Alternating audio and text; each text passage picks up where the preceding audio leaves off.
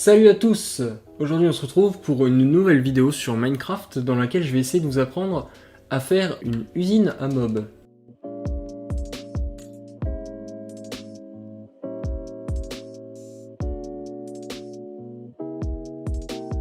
Donc, avant de commencer, ce qu'il faut savoir déjà, c'est que l'eau se déplace sur 8 blocs. Au bout de 8 blocs, elle s'arrête. Ça, c'est un truc à savoir parce que ça va nous aider pour faire la petite ferme tout en haut, pouvoir faire glisser les monstres vers le trou qui les mènera à la mort et qui nous permettra d'augmenter nos points d'XP. Ce qu'il faut savoir aussi, c'est la distance de chute. Ici, j'ai à chaque 5 blocs mis un bloc jaune pour pouvoir compter plus facilement. Donc on voit qu'à la première là-bas, on est à 21, à côté 22 et à côté 24. Quand on est à 21 blocs et qu'on fait spawner un monstre, ce monstre qui va chuter dans notre souffrance ne mourra pas. Il ne mourra pas et en plus, un petit problème, c'est que un coup ne suffira pas à le tuer, il lui faudra 2 coups. Par contre, à 22 blocs, là, le monstre chute, tout pareil qu'avant, sauf qu'il chute d'un bloc de plus, et là, l'avantage, c'est qu'en un coup de main, on peut l'achever. C'est exactement ce qu'on veut. Ne vraiment pas se tromper au niveau des blocs, parce qu'on voit que un bloc égale un coup. Enfin, pas exactement, mais à peu près. Et ce qui fait que, si vous faites quelques blocs de trop, le monstre va tout simplement périr dans d'atroces souffrances. Soyez témoins! Donc, une fois que vous savez à peu près ça, vous pouvez commencer déjà à faire, à exploiter justement les monstres via le spawn point qui est ici. Donc vous allez faire une plateforme sur laquelle les monstres vont spawn. Chose à savoir aussi, c'est que les mobs ne font pas la différence entre les trappes d'or et les blocs. Donc pour eux, ça, les petites plaques en sapin, c'est des blocs. Donc ils pourront marcher dessus volontairement, chuter dans l'eau, l'eau qui les redirigera vers la géante fosse centrale, qui les mènera directement vers une chute où il ne nous restera plus qu'à taper un petit coup pour les tuer. C'est le but de cette machine. Alors, pour faire cette tour à mob, il vous faudra ceci. Alors, j'ai pas exactement compté le nombre de planches qu'il faut pour en faire une, sachant que vous pouvez utiliser n'importe quel bloc que vous voulez, hein.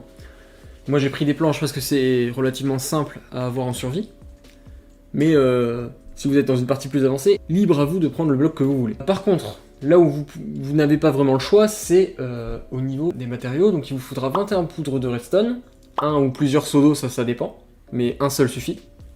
5 répéteurs de redstone, donc ça peut être déjà plus compliqué à avoir parce qu'il faut aller dans le nether. Des pistons collants, 4, un levier, 4 entonnoirs, 2 coffres, ou plus, ça dépend. Les entonnoirs et les coffres, vous faites comme vous voulez, mais ça c'est le strict minimum. Des trappes en sapin, donc il en faut exactement 66. 2 portillons en sapin, des outils pour si jamais vous ratez évidemment.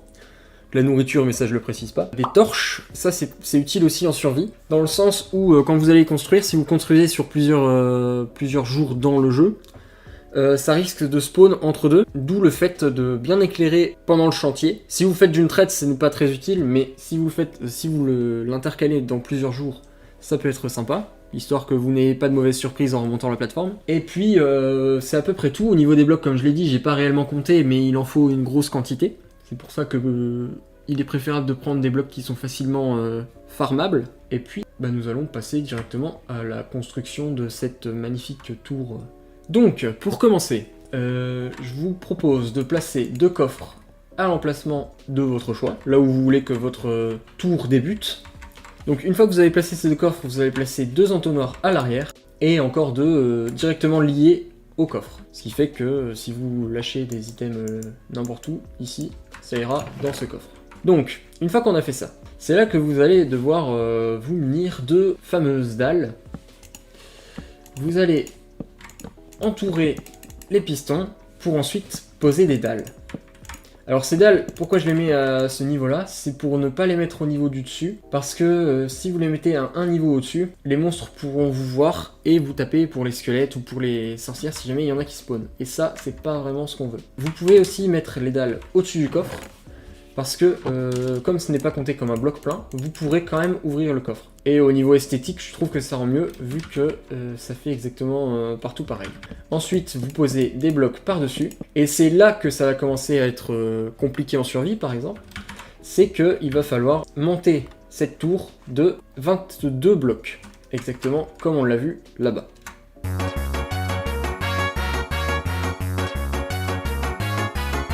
Et voilà, donc une fois que vous avez fait votre tour de 22 blocs de haut, normalement vous pouvez chuter, mais je vous le conseille pas parce que il vous restera un demi-cœur, en théorie, si vous avez bien fait les 22 blocs. C'est pour ça que je vous conseille de mettre un seau d'eau en dessous, avant de commencer à faire la tour, si vous le faites en survie. Déjà, on peut se mettre d'accord sur le fait que ce sera beaucoup moins beau que là-bas. Une fois qu'on est là, on va utiliser la propriété du bloc d'eau qu'on a vu là-bas, et partir de là où je suis, et faire 8 blocs vers les côtés, enfin faire une étoile en fait, en partant du trou, de 8 blocs.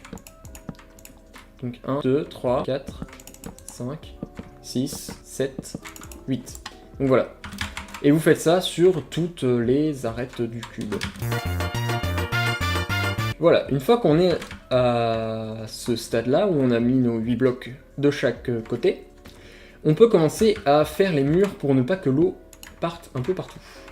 Donc là, il faut être prudent, parce que je vous rappelle que vous êtes à plus de 22 blocs de haut, donc la chute est mortelle, et vous faites absolument tout le contour de ce que vous venez de faire. Arrivé au coin ici, vous pouvez poser un bloc dessus, parce que on s'en fout absolument, l'eau va passer comme ça en ligne droite, et il n'y a pas nécessité de ne pas recouvrir ce bloc-là.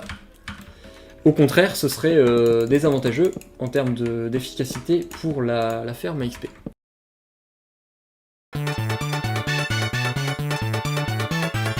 Alors, une fois qu'on a fait ce premier étage, on fait exactement la même chose, mais pour un deuxième étage du coup. Ça fait beaucoup là, non? Nous y sommes, nous avons fini ce deuxième étage. Donc, c'est à partir de là qu'on va pouvoir commencer à mettre notre eau. Donc on la met ici, exactement dans le coin, et on en pose deux, l'une à côté de l'autre. Si vous avez bien fait vos 8 blocs, normalement elle devrait s'arrêter pile avant le trou, et c'est exactement ce que l'on veut. Alors, maintenant, c'est là que les trappes d'or rentrent en jeu. Le but, c'est d'en poser ici, donc sur la face supérieure de notre petit muret, exactement, partout en fait. Partout, sauf ici, donc du coup, vous pourrez pas. Mais c'est à peu près tout, donc comme chaque longueur ici fait 8 blocs, et que au total il y en a 8, ça fait tout pile un stack de trappes d'or. Les deux prochaines, on les utilisera pour le dessous de la machine là-bas. Petite chose encore à dire, c'est que ça n'a pas trop d'importance si vous les mettez par le dessous ou par le dessus. Le but final, c'est qu'elles soient fermées comme ça. Donc peu d'importance. Et voilà, donc les trappes sont mises en place, tout est fait pour que les monstres puissent tomber, et en théorie, je pourrais dire que votre plateforme est déjà fonctionnelle.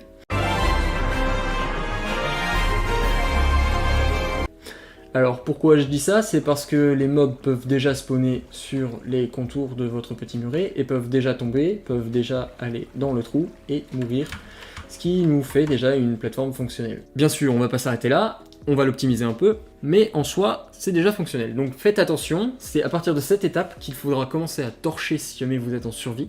Parce que si vous vous étalez, comme je l'ai dit tout à l'heure, les monstres pourront commencer à spawner à partir de ce moment-là. Et donc ce serait gênant qu'en remontant, un creeper explose et que vous tombiez de cette hauteur. Oh, hello there! Une fois qu'on a fait ça, on va prendre nos blocs et remplir la surface à un bloc près. Ici, on s'en fout. On s'arrête là où il y a le bloc d'eau. On fait ça sur les 4 contours. Et en fait, ce sera la plateforme où nos monstres pourront commencer à spawn. Si jamais vous êtes en problème de bloc, que vous faites ça en skyblock par exemple, et que utiliser des blocs c'est pas forcément votre kiff, vous pouvez mettre des demi-dalles vers le haut, surtout pas vers le bas parce que les monstres ne spawneront pas, mais vers le haut elles peuvent, enfin ils peuvent, les monstres spawn. Donc ça réduit quand même l'utilisation des blocs par 2. Ce qui vous fait une économie de blocs double. Donc si vous voulez économiser des blocs, n'hésitez pas à poser des dalles. Et donc voilà, la plateforme est finie. Là, c'est le moment où les monstres vont spawn de manière optimale. Encore une fois, je le rappelle, mais il faut torcher. Une fois que ça c'est fait, on va pouvoir commencer à faire des petits murs. Alors là aussi, si vous êtes en dèche de blocs, Vous pouvez mettre des dalles, et c'est ce qu'on va faire d'ailleurs. Ça utilisera beaucoup moins de blocs, ce sera peut-être un peu moins beau, mais de toute façon, je pense que déjà faire une tour comme ça, c'est pas très beau. Et au niveau esthétique, je trouve que ça rend mieux. Donc au niveau style, on s'en fout un peu. On va essayer d'optimiser au maximum les blocs. Et je pense que je ferai une deuxième vidéo dans laquelle j'essaierai d'optimiser la beauté du truc, parce que c'est vrai que c'est quand même sacrément moche. Donc une fois qu'on a fait le contour en demi-dalle, on fait exactement la même chose à un étage au-dessus, comme ça. Ce qui fait que mettre les demi-dalles dans cette configuration-là permettra aux bébés zombies et aux araignées de ne pas passer au travers. Parce que si vous les mettez dans cette configuration, les bébés zombies ainsi que les araignées pourront passer au travers car la distance entre les deux demi-dalles fait un bloc. C'est pas ce qu'on veut. Donc on y go. Une fois qu'on a fait ça, il reste plus beaucoup de choses à faire. Il reste en soi à mettre un toit, histoire que les zombies et les monstres comme les squelettes aussi ne crament pas le jour et continue à spawn le jour aussi. Ça aura pour effet de rendre la machine encore plus optimale car elle ne sera pas que efficace la nuit mais aussi le jour. Nous allons faire ça tout de suite et donc cette étape est simple mais très chiante. Il faut tout simplement remplir la totalité de la surface avec des demi-dalles ou des blocs. Mais sachez que si vous mettez des blocs, il vous faudra mettre par-dessus des demi-dalles ou des trapdoors si vous êtes encore plus riche, comme je l'ai fait là. Parce que les monstres pourraient spawn aussi sur le toit. Et c'est pas ce qu'on veut non plus. C'est pareil ici, là, il faudra aussi mettre des demi-dalles, histoire que toute la surface, pour que les monstres puissent spawn, soit justement ici. Juste les 4 carrés qu'on a fait ici. Et non pas le plafond. Ça aura pour effet, encore une fois, de rendre un rendu optimal lors de la création des monstres. Et voilà, donc ça c'est fait. Une fois que vous avez fait ça, vous pouvez redescendre. Donc munissez-vous d'un seau d'eau. Et soit vous êtes un pro PGM et vous arrivez à faire ce que je n'ai pas fait, c'est-à-dire poser le seau d'eau avant de tomber. Soit vous avez un peu plus peur et vous le posez sur la paroi, vous attendez que l'eau descend, vous reprenez le seau d'eau et vous sautez. Une fois que c'est fait, donc là votre machine est déjà fonctionnelle. Les monstres commenceront à spawn. N'oubliez pas d'enlever les torches surtout avant de redescendre, ce serait débile. Mais là, les monstres commencent à spawn, votre machine est fonctionnelle.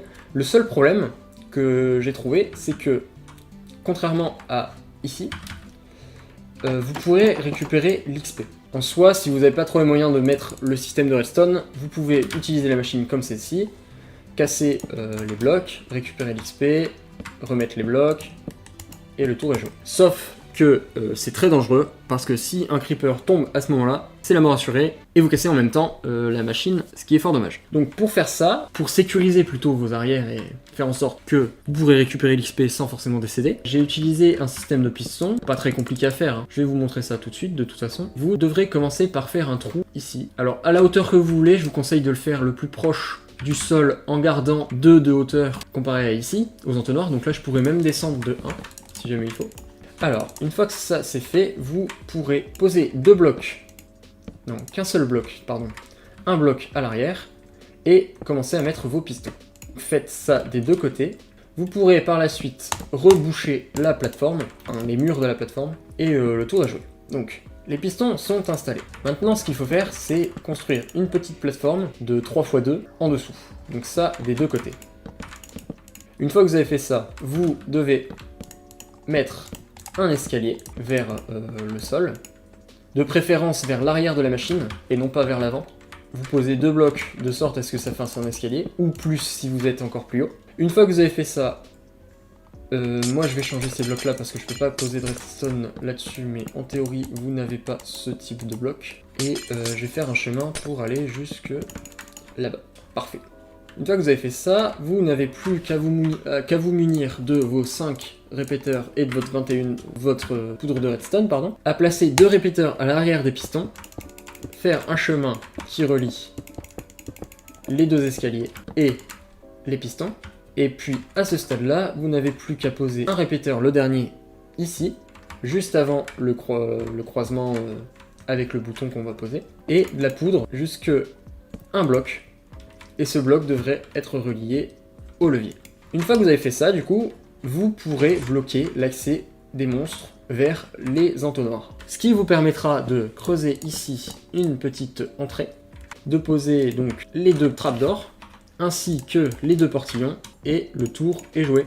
Vous avez votre machine à XP.